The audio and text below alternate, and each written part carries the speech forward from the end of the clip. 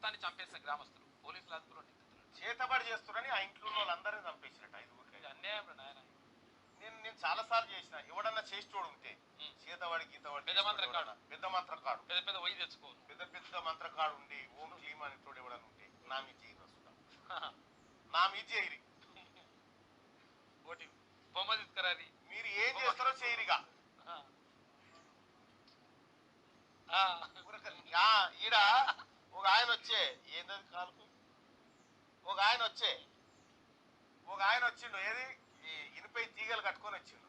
ఏమైందంటే శక్తులు నన్ను పొడుస్తున్నాయి అంటే అరే ఇది దారాబాయ్ అని చెప్పి ఆయన ఓ నిమ్మకాయ కాడు ఉంటే మేము ఏది శరపని చేసుకునేది ఉంటే ఇచ్చి పారేసి దగ్గర పెట్టుకొని పండుకుంటే ఇక తక్కువైపోయిందని వెళ్ళిపోయాడు. వట్టిదే అనుమానం అదంతా ఏట్లేమాను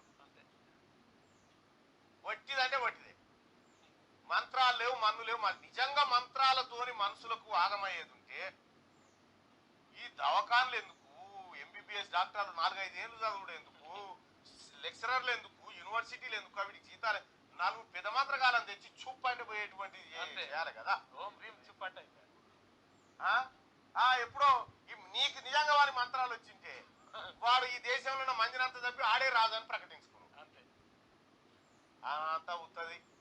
మంత్రాలు లేవు, లొట పీసులు ఏం లేవు, విశ్వాసం అంతే. ఆ విశ్వాసం మూఢ విశ్వాసంగా అంబేద్కర్ ఆడవాళ్ళని ముందుగా ఎందుకు చదువుకోమని చెప్పిందంటే ఇవి ఎక్కువ నమ్మేది వాళ్ళే కాబట్టి ఫస్ట్ వాళ్ళు చైతన్యవంతమైతే ఇలా ఆటలు సాగమని అంబేద్కర్ ఆ మాట చెప్పారు.